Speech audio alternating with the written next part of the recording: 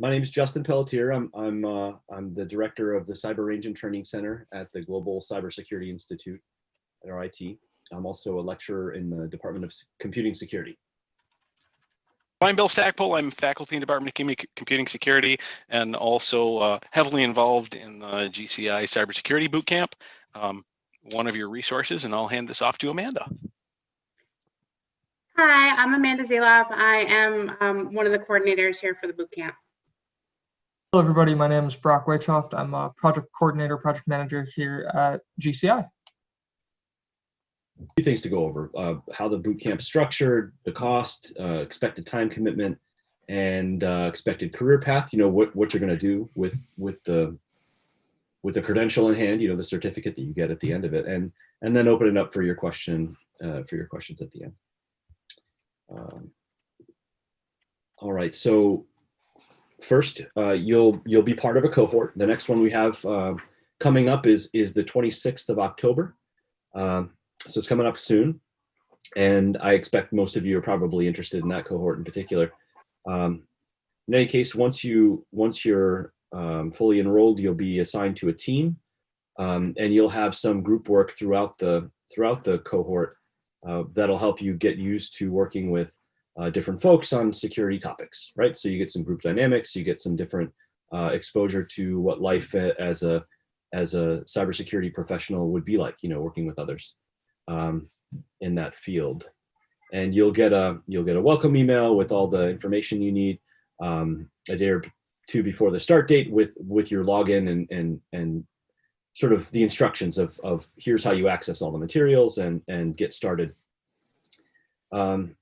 Before that kicks off, though, we need you to complete your registration, right? So that means we need to have the payment arrangements all worked out. And you should watch your email. You'll get an email from our simulated company, Brickwall Cyber, and that'll come to you through the email that you register with us. So make sure that's correct too, please. And if there's any doubt about that, you know, Brock, Amanda, or even myself, any of us can help you. But probably the best consolidated email is the rangeadmissions@rit.edu, just in case you were wondering, because we can all share that account. In any case, Brickwall Cyber, what is that? It's a fake company, but it's realistic in that it's modeled after a security services firm. So this is a cybersecurity managed services provider that interacts with different companies in different sectors as their primary cybersecurity shop. So you'll get an exposure to different industries through the cybersecurity lens, as if you were going to help them troubleshoot their technology. And along the way, you'll learn the core skills of what you need to know as a security position, you know, an entry level.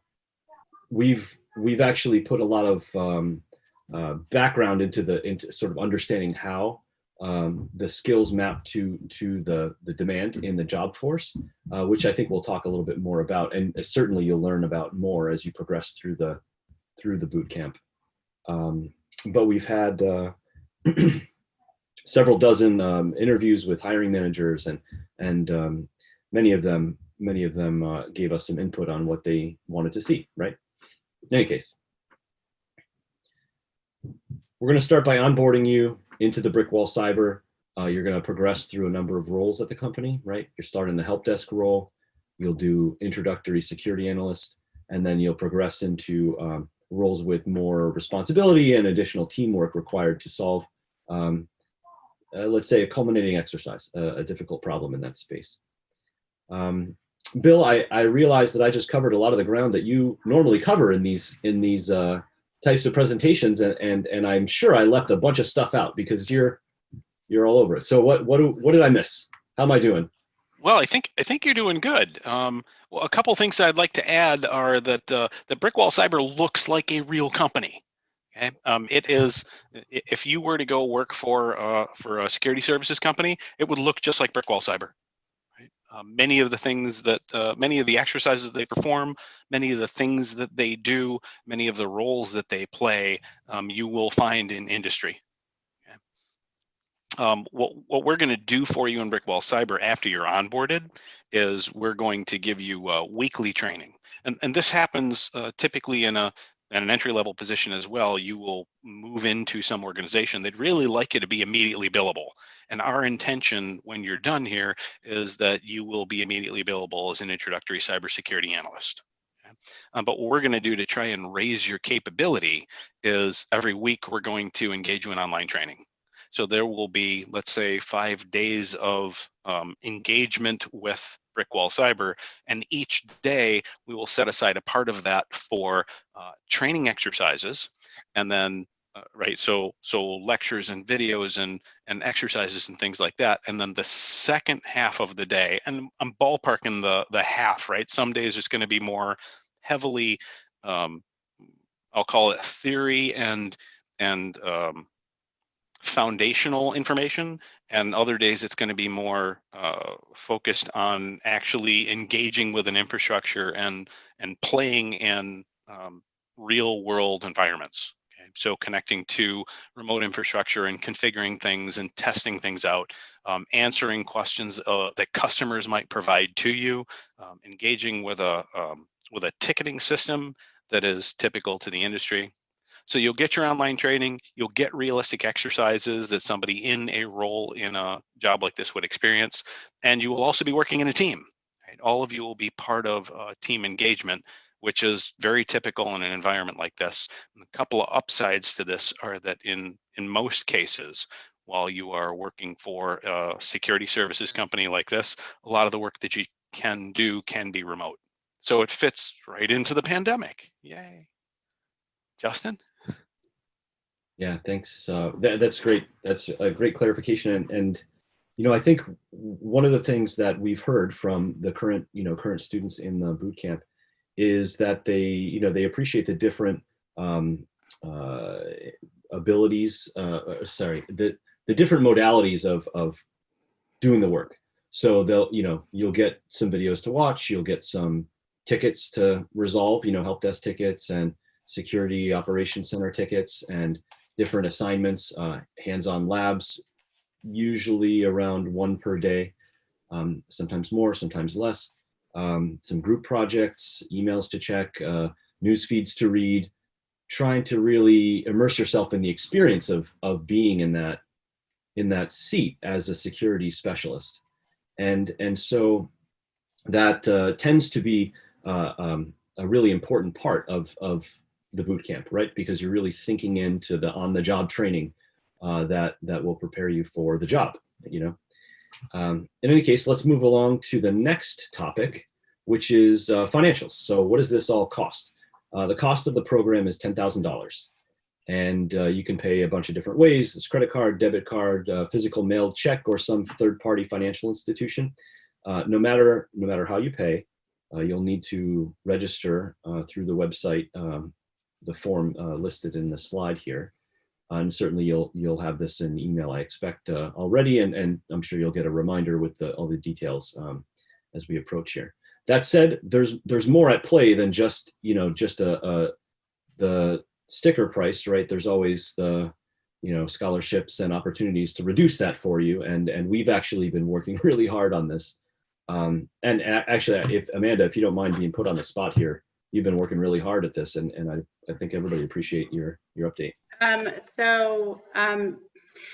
Right now, we have 2 in-house scholarships for folks. One would be for our unemployed individuals. All these scholarships can be found at the websites that are available there. We actually had some brochures as well that you can get a little bit more information about. So unemployment, and then our second is for our underrepresented populations. So those are our diversity folks and things like that. So if you think that you would be eligible for those, you can go ahead and apply, and then we will let you know if you do qualify. Both of those, each of those are about $2,500 a piece, and you can combine them to make a full $5,000. And then Another program that we have become aware of is that through the unemployment WIAC program, you can qualify on your own when you have to work with your personal unemployment advisor. You might be qualified for another $5,000 grant through that program. So in essence, the whole cost of the boot camp could be free if you qualify for everything. So if you have any other questions, it might be a little bit confusing, please reach out to us and we'll help you navigate where to go and where to apply and things like that. I will say, I'll just add briefly that I'm very happy that we've been able to secure more donation for the underrepresented populations in particular. So we're able to offer that. We'd actually exhausted our available scholarship funds, but we were able to get some more. So we're able to offer that again. So do be sure to fill out the form for the application, and you'll be considered. And I mean, we don't have it's not the biggest fund in the world, but we're working really hard to keep building it. If you know of anybody that wants to help out a student, this is a great way to do it. So spread the word, and we can make sure that we can offer it to as many people as possible. That's the goal. In any case, let's move on to time commitment. So this is meant to be a full-time job. You expect to work 40 hours a week. When you work, that's up to you. So, you can plan around whatever you need to during the day if something pops up, but generally speaking, you're working, through the day. All of our, just like most office environments, all of our emails and so on, well, I should say most of them are going to come to you during the day, 9 to 5 standard business hours. So generally, you want to align with that, but again, it's flexible because you're going to make your own schedule. You need to be independently successful in order for this to work. And frankly, that's great, preparation for a work from home thing anyway, because that's where everybody's at, right? So that said, if you need to surge over the weekend because you have something going on, that's fine. But you just got to make sure that you get the work done each week, right? Like you would at any other job. And if you fall behind, you're going to get dinged, and you learn a little bit about the whole way things unfold, right? And frankly, the job time commitment is up to you to manage, and that self-discipline is going to be really important to your success.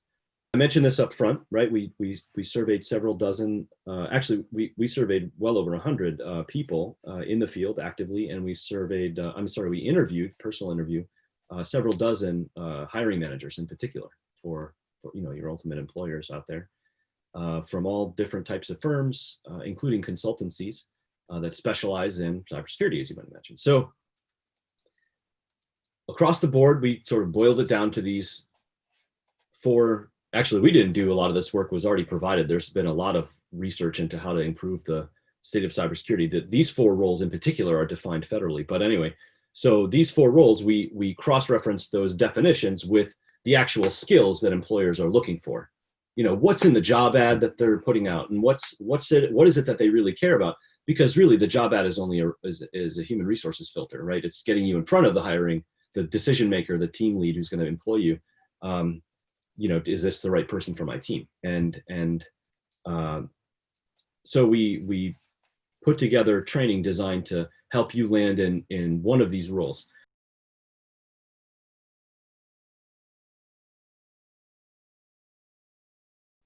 Hi, this is Ed Hogan. The question I had was around the certifications that are required for job placement. So it seems that oftentimes it's really kind of driven by these additional certs that you get, I would assume, after participating here.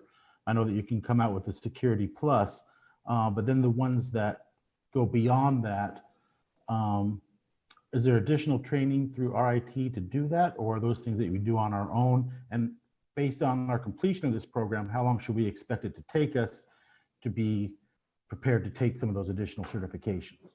Yeah, great questions. I'll handle the first part, and then Bill, I'll throw it over to you to cover what RIT can help them with after they're done the bootcamp. Okay. So so the first part is, what are you walking away from the boot camp with in hand, that prepares you to go sit for a cert and pass it. And so there's really three components. The first one is the certified skills scorecard that we provide you from RIT, right? Which is not a transcript, to be clear, but it's an assessment of where we think you fit along critical skills that employers demand. And so you're not going to get a letter grade, but you'll get proficient, excellent, novice, different ratings like that, or expert, I should say, not excellent. Giving you a fair assessment of where you sit with specific skills that employers demand. And then you will also be prepared. So that's what you get from RIT, the certificate, the certified skills scorecard. Then you get the vouchers for Security Plus and for Cybersecurity First Responder. So two industry certs that are federally accredited and very common in the industry. There's many others out there. So more to your point, what other ones might you sit for and pass? We don't include the vouchers for this, but I expect you might be able to do Network Plus with an extra week or two of kind of brushing up. You could probably A plus, I'd expect, but that there's a few others that you might sit for and pass right out the gate. At a certain point, we've heard in our interviews with the hiring managers, they have an opinion of certificates that they're very useful in that they demonstrate knowledge, and frankly, they make a good filter for the human resources folks. So certificates, generally industry certificates, demonstrate that you have the knowledge required for that thing. What we're really emphasizing here is the skills side of it. So not only do you have the knowledge that's required of an entry-level position like Security Plus and Cybersecurity First Responder would prove, right? But also you've got the skills that you can do this actually hands-on, that you've got these specific skills that you can bring. So it's not just a knowledge-based thing, and it reduces their risk, frankly, of a hire, because somebody can be really good at taking tests and not be able to do a thing on the keyboard, and vice versa, right? Somebody can be excellent on the keyboard and a really bad exam taker, for the certificates. And do I want to employ that person? Absolutely. I'd expect. So we want to make sure that there's that kind of built in. All right, so that's the first part of the question. Bill, you want to handle the second part? Well, I think that there's two things to address here. So one of them is that how do I say this? A lot of people like to use CISSP as their model. Okay, it's probably not likely that somebody coming out of this program is going to be ready for CISSP unless they have significant other industry experience, partly because CISSP typically requires that you have a number of years of experience in addition to being able to take their test. Well, what we want to do is make you immediately billable. We would like you, when you walk out the door, to have sufficient certification knowledge to be able to go out and pull the trigger on a certification or two and get them under your belt if you don't already have them. And when you go interview with an end company and they ask you, I'm going to say some of the hard questions, like, can you actually do this? That you can. So the certification process, I think, is part of it. I think it's a valuable part of your experience. You get the two vouchers. We don't take the exam for you, but we certainly put you in a position where hopefully with your motivation, you will be prepared to take whichever ones you choose to. The other thing that I'll lean on a little bit is that the certifications that are available are going to be specific in many cases to the area that you choose to specialize in. What do I want to be when I grow up? Am I going to be a forensics person? Am I going to do auditing? Am I going to be doing policy development? Am I going to be a penetration tester, right? How do I want to develop my skills as I move forward? And that's kind of going to dictate what additional certifications you might be willing to take. I'll model the RIT, I'll call it the networking program. Okay, RIT is a networking program. They teach routing and switching and basic networking, advanced networking, and wireless. And when you finish the first routing and switching class, you're roughly 80% of the way to getting a Cisco CCNA, right? And that's if you want to be a networking person. CCNA is probably a good place to start. Next question. This is Tucker Drake. I got a quick question. I was wondering, in a lot of those job descriptions, they mentioned being a proficient Linux or Unix user.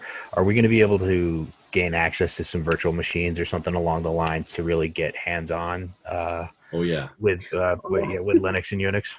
You know, I wish I had these things ready because we've been collecting kind of feedback from the participants, you know, and what surprised you most. So you're going to get Linux in week 2, right? So week 1, we're going to assume, or we're going to build upon whatever foundation you've already got on Windows, and kind of start opening up your sort of experience about the computing world from there, and promptly move into Linux, and you'll be using Linux throughout the remainder of the time. So I have a question to the chat. I just wanted to I'll just ask this one. Would someone who has already earned their Security Plus certificate possibly possess knowledge that would make this program easier for them? I would say yes. Yeah, if you've already got a Security Plus, then you will likely have some background knowledge. Our hope is that the information that we provide you we're not teaching to the Security Plus test, right? The intention here is that we are giving you a broad security background so that when you're done, you could go out and take the Security Plus exam and likely pass it, right? With some additional work on your own. But if you've already got the Security Plus certification, then that's great, right? That's very helpful. I'd add too that, you know, if you've got a decent IT background, by which I mean, you know, a year of hands-on experience and a Security Plus, this might not be the program for you. You know, and I want to be very clear about this is meant for beginners, you know, folks that don't have a prior experience in the field. So, you know, it's awesome if you need to complement some book learning or some, you know, some dabbling on your own with a structured sort of progression of the topics and skills that you need to cover. You know, maybe you haven't done network administration before. Maybe you've never done systems administration before. Maybe you're not so good at you know, operating systems that require, you know, remote access. I mean, there's a lot of different sort of variables there that could make this a decent fit for you, right? But you know, I want to be very clear about this. This is meant for beginners. So if you consider yourself a novice in cybersecurity, this is the right one for you. If you're busting out of the novice category and kind of in the beginner level, then yeah, maybe, you know, we still can help you out. But if you're past that, you know, basic beginner, and you're, you know, even halfway up into intermediate, it's probably not the right fit. Third of the curriculum is really heavy on career preparation. So resume, you know, drafting and preparation, mock interviews, career fair, and we really include a lot of soft skills content so that you can put your best foot forward in your first job. So that said, you know, being able to explain what you did is absolutely a part of the boot camp. In fact, that's really, and Bill and I talked a lot about this. You know, it's great that you can be Superman on the keyboard, but if you can't explain what you did, it's really hard to prove that you're worth hiring. You know, so we really, and we're not expecting everybody to be the best at any of this stuff. So we deliberately walk you through, well, here's how to put your best foot forward. That's absolutely an important thing for us, and we have staff support directly for that, in fact. Thank you.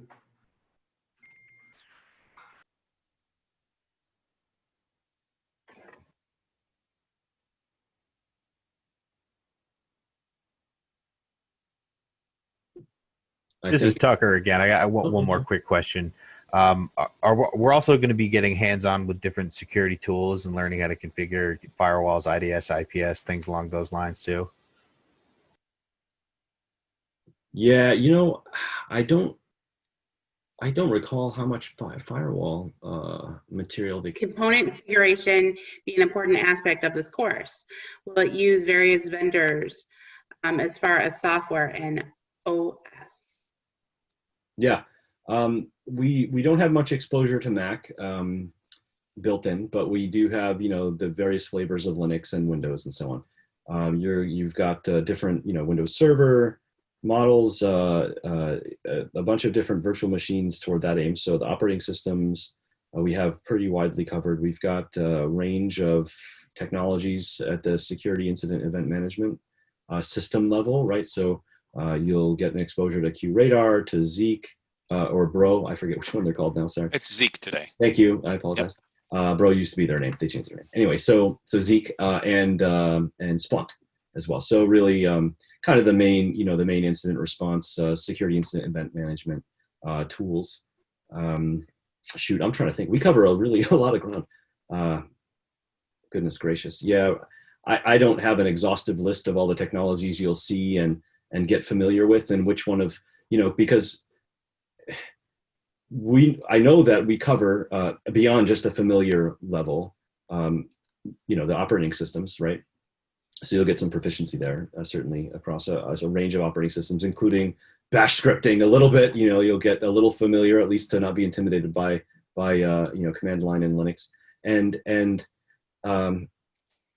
you know, so you'll get familiar there, but you'll be sort of an expert in basic tasks across a bunch of different systems.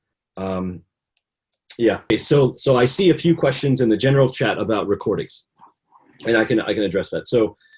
So all the lecture materials that you're going to get, all the asynchronous recorded videos that you're going to get will be available to you for replay and everything else.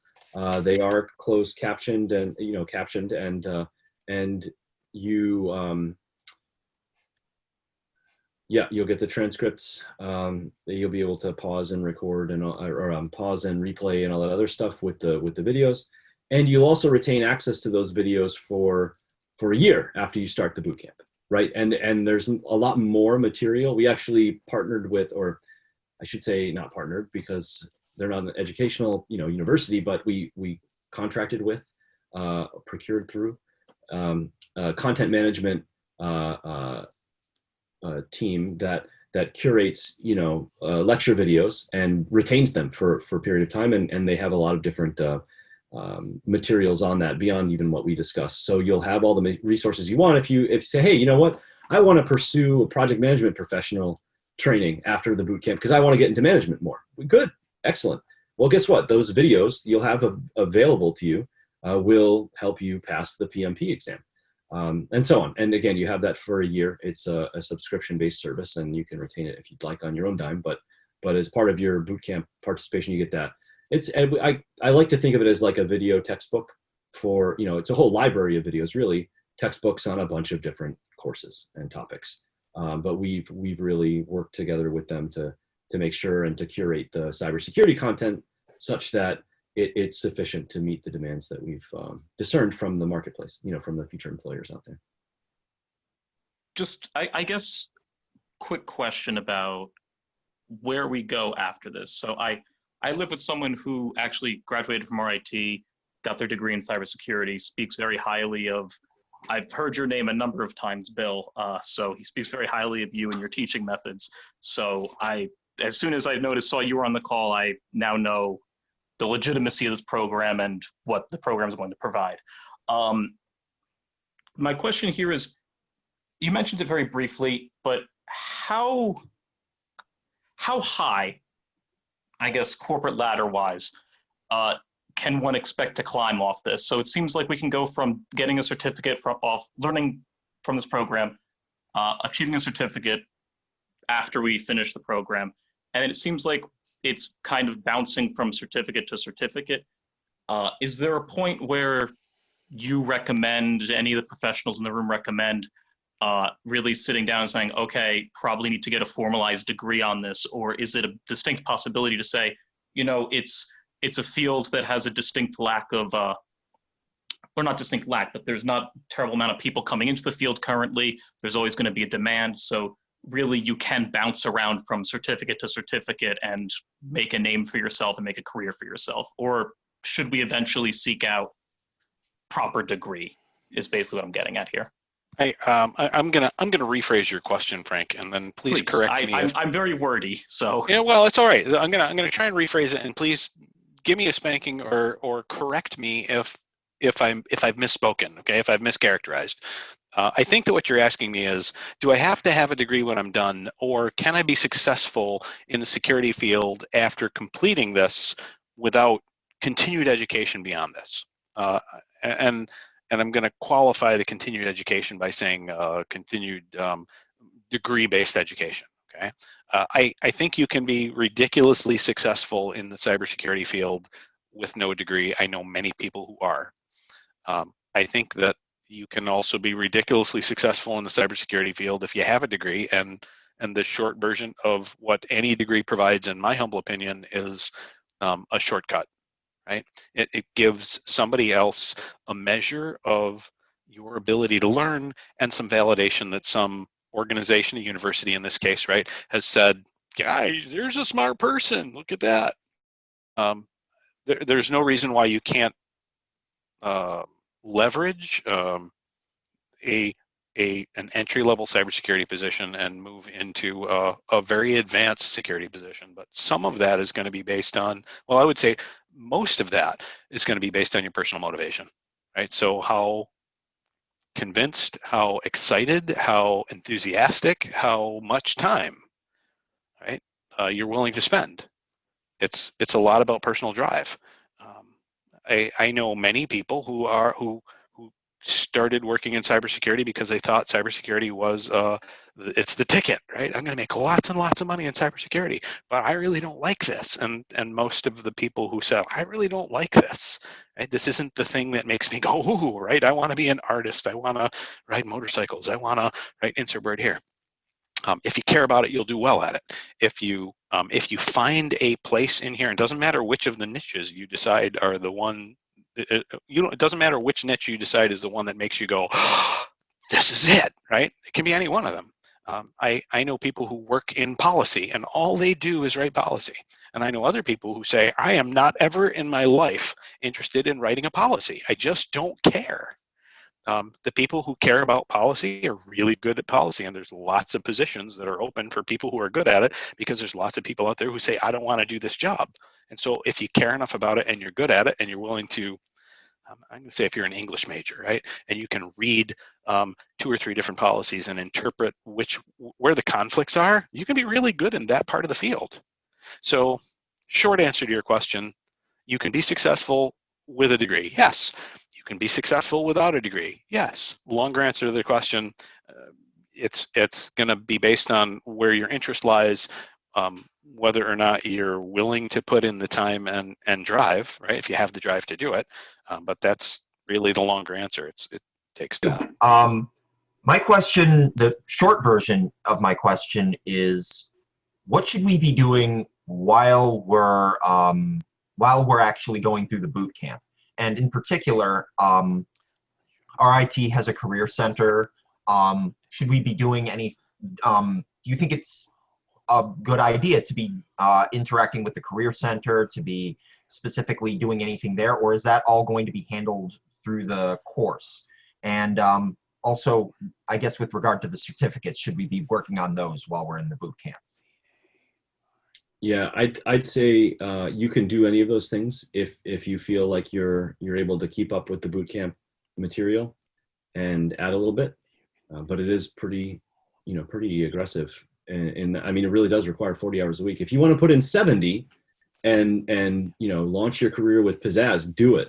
Absolutely, that's what we're For some of you, it might take you 60 hours a week to do what other folks with a stronger background can do in 40 hours. I don't know, but if you're able to add that stuff, absolutely, there's nothing stopping you from the get-go. I will say though that it's absolutely built into the bootcamp progression, so you can be confident that you're going to get the career services support that you need in the bootcamp as well, and there's time allotted for that, right? So you're not having to do 40 hours a week plus that in that part. But if you want to get a head start to it and really be competitive, then go for it.